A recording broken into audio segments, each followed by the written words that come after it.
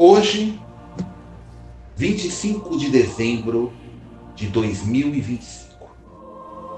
Muitos países no mundo estão unidos, muitas religiões, muitas crenças estão unidas em torno de um acontecimento momentoso. Sem dúvida alguma, o maior de todos os acontecimentos. O nascimento de nosso Senhor Jesus Cristo, nosso Salvador, o Salvador do mundo.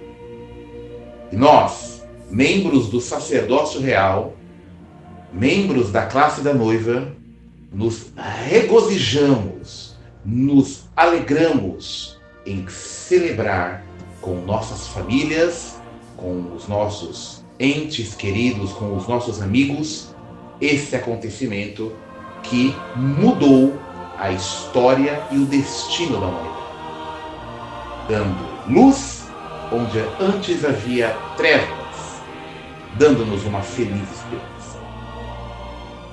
É muito reconfortante sabermos que, com as bênçãos do Deus Todo-Poderoso, findamos esse ano.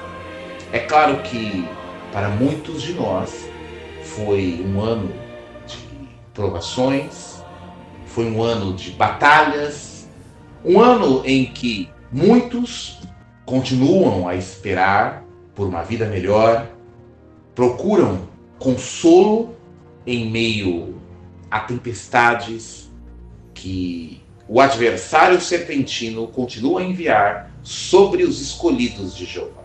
Mas é claro que também, neste ano, pudemos sentir a bênção de Jeová, pudemos sentir sua orientação, mesmo em meio a tantas tribulações que a sociedade bíblica Efraim tem passado. Mas não é o momento para falarmos de provações. Nós que pregamos as boas novas do reino, continuamos sem cessar a falar sobre a maravilhosa esperança que nosso Senhor Jesus Cristo começou a pregar e que passou essa responsabilidade para nós. Estamos avançando no campo do conhecimento, estamos contatando pessoas, estamos ajudando pessoas que antes sequer ouviram falar de Jesus Cristo por causa do preconceito das religiões, por causa, por exemplo, de sua orientação sexual. Então, tem sido um ano também de bênçãos. Neste Natal, queremos seguir o conselho de Neemias. Neemias foi um personagem bíblico cuja história está no livro de Neemias, e nós percebemos que ele foi incumbido da reconstrução das muralhas de Jerusalém. Muralhas essas que haviam sido destruídas por causa do cativeiro babilônico. Porém, Neemias, ao cumprir essa missão, que era uma missão de incumbência divina, passou por diversas provações e ataques de inimigos, assim como nós, da sociedade bíblica Efraim, do passado. Inimigos que tinham um único objetivo, como disse Neemias, no capítulo 4. Eles estão tentando amedrontar-nos para que a obra não seja feita. E sem dúvida, os ataques de Satanás à nossa organização têm um único objetivo: fazer-nos parar de pregar o Evangelho ou as boas novas de Jesus Cristo.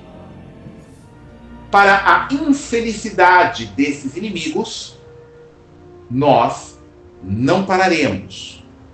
Nós não cessaremos a obra.